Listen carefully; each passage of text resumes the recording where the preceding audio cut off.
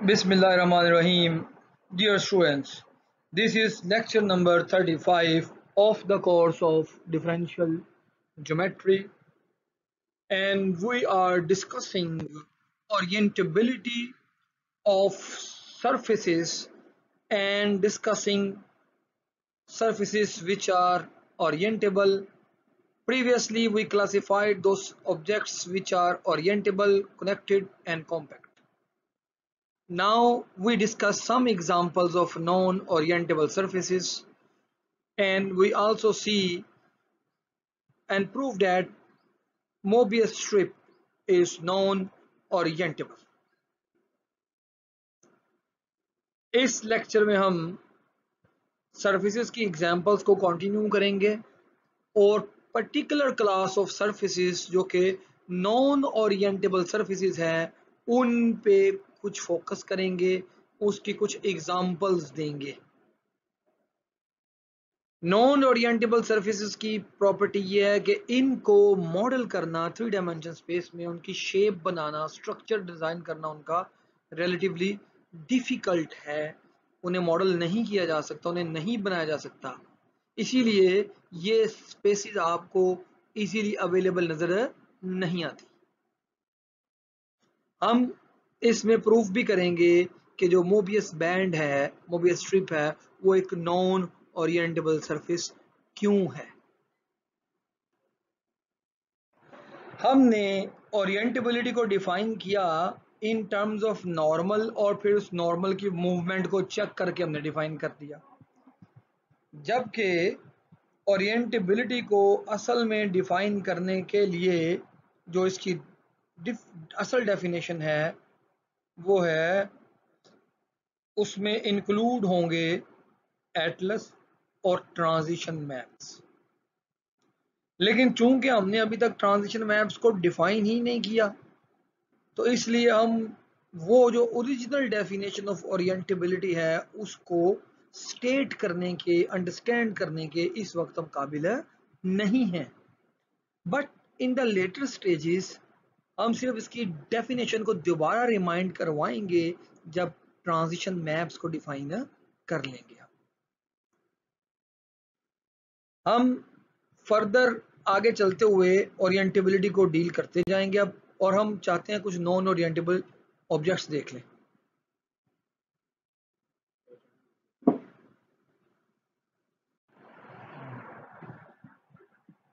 Non orientable connected surfaces की हम कुछ एग्जांपल्स देखेंगे।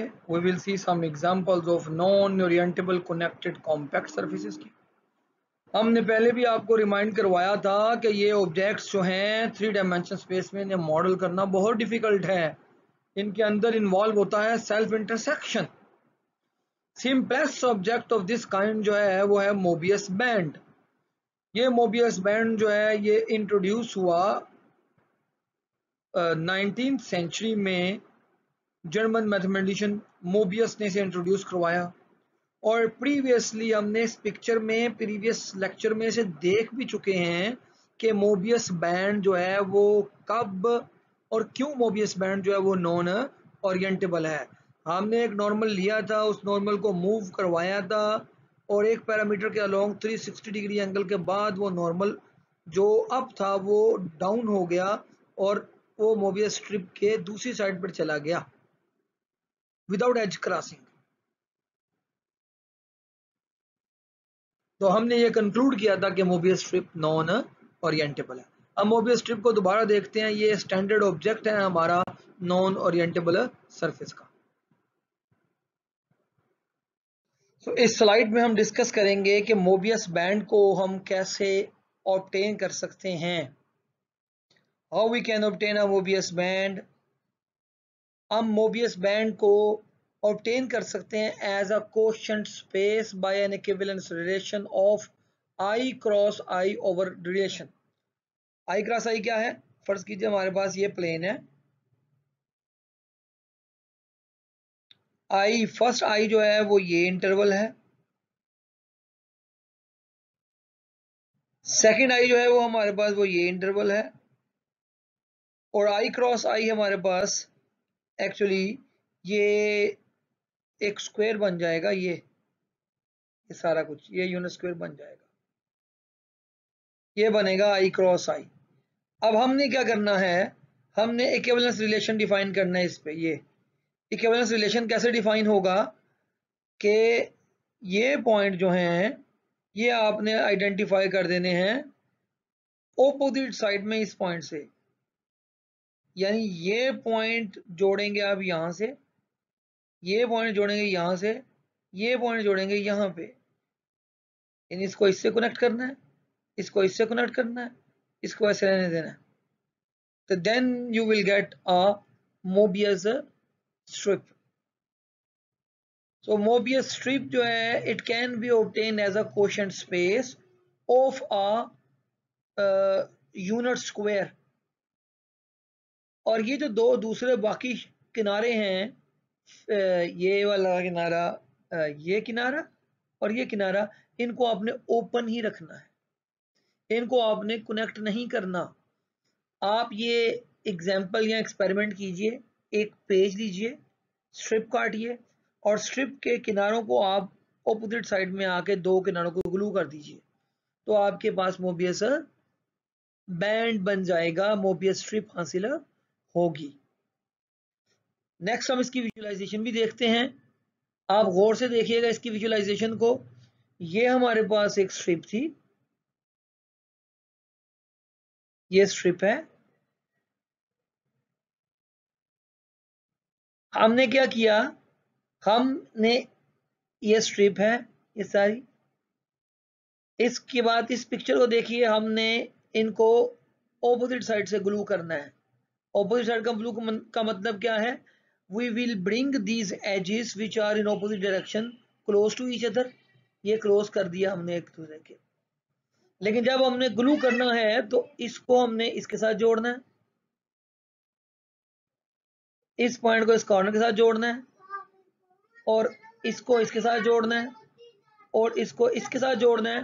तो इस केस में हमारे पास एक ट्विस्ट आएगी, ये ट्विस्ट बनेगा ट्विस्टेड, और ये हमारे पास बनेगी मोबियस बैंड हासिल होगा, इसमें एक ट्विस्ट होगा।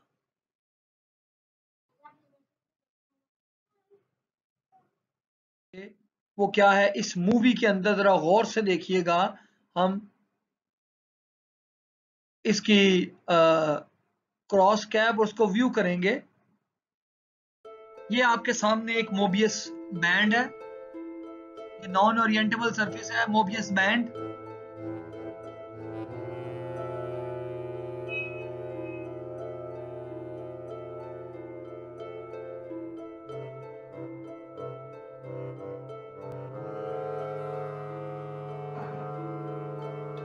आपने सिर्फ मोबियस बैंड को अलग किया, अब आपने दूसरे कॉर्नर जो थे येलो वाले उनको हमने ग्लू करना है। ये क्रॉस कैप हम बनाने लगे हैं।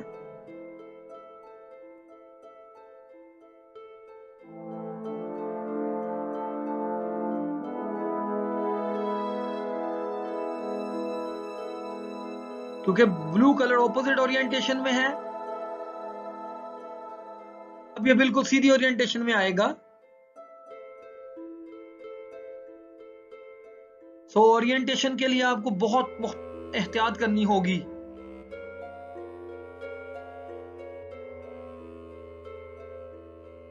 ये एक ही ओरिएंटेशन में आ गया, ब्लू को ब्लू से ज्वाइन कर दें, ग्रीन को ग्रीन से ज्वाइन कर दीजिए आप, और बीच में देखें आपके पास सेल्फ इंटरसेक्शन नजर आ रहा है। So this is a cross cap.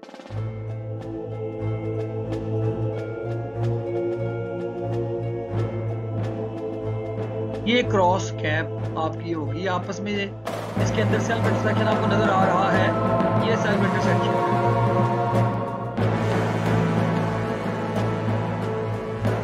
ये एनिमेशन जोस लीज की बनी हुई है, और हम मोस्टली अलजेब्रिक टोपोलॉजी में जोस लीज की एनिमेशन को यूज कर रहे हैं। इसके लिए आप जोस लीज का वेब पेज भी देख सकते हैं, उसमें उसने अलजेब्रिक टोपोलॉजी में काफी एनिमेशंस बना के पहले से ही रखी हुई है। हम यहीं से आगे दोबारा कंटिन्यू करेंगे नेक्स्ट लेक्चर में, Mobius strip, cross caps, non orientable surfaces और उन नॉन ओरिएंटेबल सरफेसेस की क्लासिफिकेशन। मीनवाइल हम ये भी अब रिमाइंड करवाएंगे कि आप हैंडल स्फीयर के साथ कैसे अटैच कर सकते हैं और मोबियस स्ट्रिप के साथ कैसे ये अटैच कर सकते हैं, स्फीयर के साथ मोबियस स्ट्रिप्स कैसे अटैच कर सकते हैं। Thank you. हमने पिछले लेक्चर्स के अंदर डिस्क्राइब किया था कि जो मोबियस स्ट्रिप है उसके लिए एटलस सिग्मा ये फंक्शन है और u ये ओपन सेट है। इसमें t जो है वो -1/2 से 1/2 तक है ओपन, और थीटा जो है वो 0 से 2 पाई तक है। और दूसरा पैच, ये एक पैच हो गया सिग्मा u, और दूसरा पैच कैसे डिफाइन हुआ, उसमें सिग्मा यही होगा जो ये है, लेकिन u जो है वो बदल देंगे और u टिल्डा हम लेंगे थीटा t यही होगा, लेकिन थीटा जो होगा वो -पाई से पाई होगा। आप ये चेक कर सकते हैं कि ये दोनों आपके मोबियस स्ट्रिप के रेगुलर सरफेस पैचेस हैं। इनके पार्शियल डेरिवेटिव लेके चेक कर लें, फिर इनके पार्शियल डेरिवेटिव का क्रॉस प्रोडक्ट लेके चेक कर लें, नॉर्मल आपको नजर आ जाएगा। ठीक है, और ये आपकी मोबियस बैंड के जो है एटलस को फॉर्म करते हैं। So Mobius band is a smooth surface. ये अब हम इस आइडिया को लेके चलेंगे और हम ये देखना चाहते हैं कि what happens with the normal. जो थीटा है, ये थीटा आप ले सकते हैं, ये सेंटर के ऊपर एक सर्कल ले लें, इसकी स्ट्रिप के सेंटर के ऊपर एक सर्कल ले लें, और थीटा 0 से 2 पाई तक उस सर्कल की मूवमेंट के दरमियान एंगल है।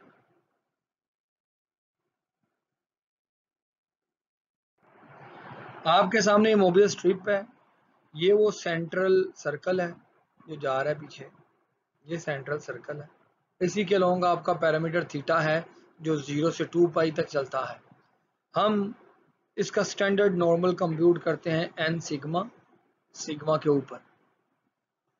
जब हमने t0 लिया, we have sigma partial derivative respect to t क्या आया, वो ये आ गया।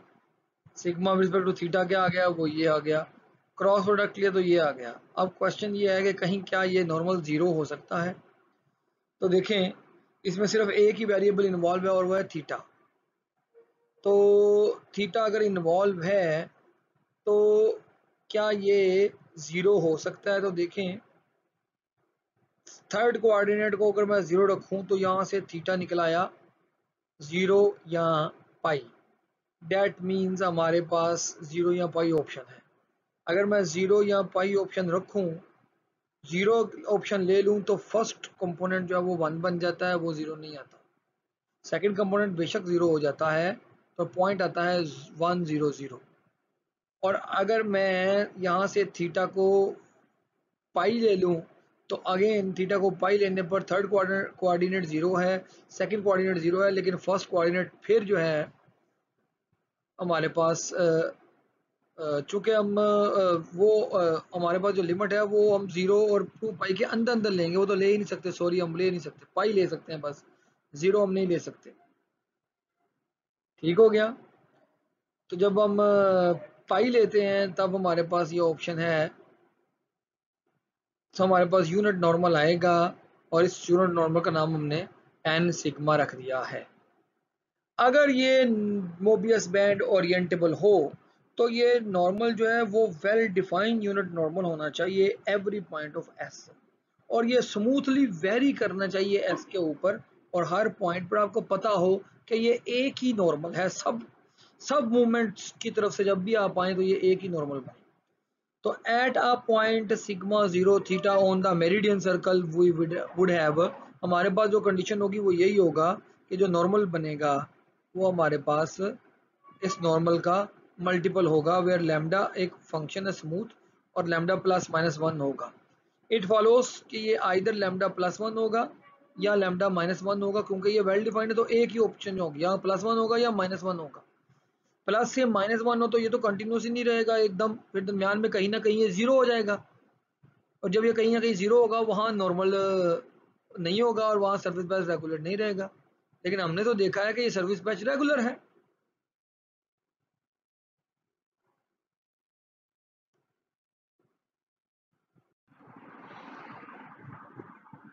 अब हमने थीटा को फर्ज कर लें लैम्डा को 1 ले लिया। जब लैम्डा को 1 लेंगे तो अब अगर हम ये मेरिडियन सर्कल सिलेक्ट करें, ये वाला मेरिडियन सर्कल, तो मेरिडियन सर्कल सिलेक्ट करते हुए अगर हम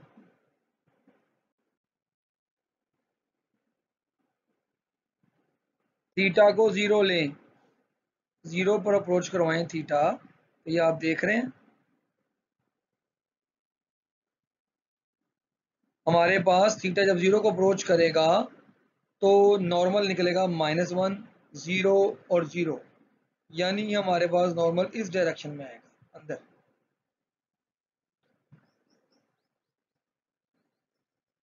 और जब हम थीटा को अप्रोच करवाएंगे 2 पाई पर, तो हमारी पॉइंट तो एक ही होगा, लेकिन जो नॉर्मल हमारा होगा वो आएगा 1 0 0, यानी वो बाहर की तरफ नॉर्मल आएगा, ये वाला। दैट मीन्स कि हमारा नॉर्मल एक ही पॉइंट पर दो डिफरेंट नॉर्मल्स आ रहे हैं और ये नॉर्मल वेल डिफाइंड नहीं है, और ये शो कर रहा है कि मोबियस बैंड जो है वो एक नॉन ओरिएंटेबल सरफेस है। तो मैंने नॉन ओरिएंटेबल सरफेस की एक एग्जांपल आपके सामने प्रेजेंट कर दी है। ये अकेली नॉन ओरिएंटेबल सरफेस की एग्जांपल नहीं है, इसके अलावा एक बहुत फैमिलियर एग्जांपल है जिसे हम कहते हैं क्लाइन बॉटल। वो भी एक नॉन ओरिएंटेबल सरफेस होती है, वो ये है, वो ये ऐसी बोतल की तरह होती है, सेल्फ इंटरसेक्शन इसके अंदर आता है। ये क्लाइन बॉटल की एक पिक्चर मैंने आपके सामने प्रेजेंट की है। सॉरी, ये इसमें प्रॉब्लम आ रही है कोई, यहाँ पे ये ऐसे है। तो ये क्लाइन बॉटल की एग्जांपल है, उसमें सेल्फ इंटरसेक्शन है, ये इसके अंदर से हमने इसके अंदर इसको पुट करके डाल दिया। क्लाइन बॉटल क्लाइन ने इंट्रोड्यूस करवाई थी। इसके अलावा और भी एग्जांपल्स हैं नॉन ओरिएंटेबल सरफेसेस की, उनमें से एक एग्जांपल है प्रोजेक्टिव प्लेन, उसके अलावा एक एग्जांपल है क्रॉस कैप, और लेकिन सबसे इम्पोर्टेंट एग्जांपल जो सबसे ज़्यादा कलीदी किरदार अदा करेगी वो है मोबियस स्ट्रिप। और यहाँ हमने सिर्फ ये देखा कि कैसे प्रूव करना है कि मोबियस बैंड एक नॉन ओरिएंटेबल सरफेस है। आपको वाज़ेह भी हो रहा है जिस तरह क्लाइन बॉटल के केस में आपके पास ये, या किसी भी नॉन ओरिएंटेबल सरफेसेस के केस में जब नॉर्मल आपका मूव करते हुए अंदर की सतह से बाहर की सतह पर आ जाए तो आप ये कहेंगे कि इस सरफेस के दो सतह नहीं है बल्कि ये एक ही सतह है, यानी इसका कोई भी बाहर वाला हिस्सा सतह का या कोई भी अंदर वाला हिस्सा सतह का नहीं होता। नॉन ओरिएंटेबल सरफेस का उसकी सतह का सिर्फ एक ही हिस्सा होता है, ठीक है। जबकि अगर आप सफियर को गौर करें या सिलेंडर को गौर करें तो एक बाहर वाला हिस्सा होता है और एक अंदर वाला हिस्सा होता है। नॉन ओरिएंटेबल सरफेस का मतलब है ऐसी सरफेसेस जिसकी बाहर वाली हिस्से सतह के और अंदर वाले हिस्से सतह के आपस में कनेक्टेड होते हैं, और आप एज क्रॉसिंग के बगैर अंदर से बाहर और बाहर से अंदर आप अपने नॉर्मल को मूव करवा सकते हैं।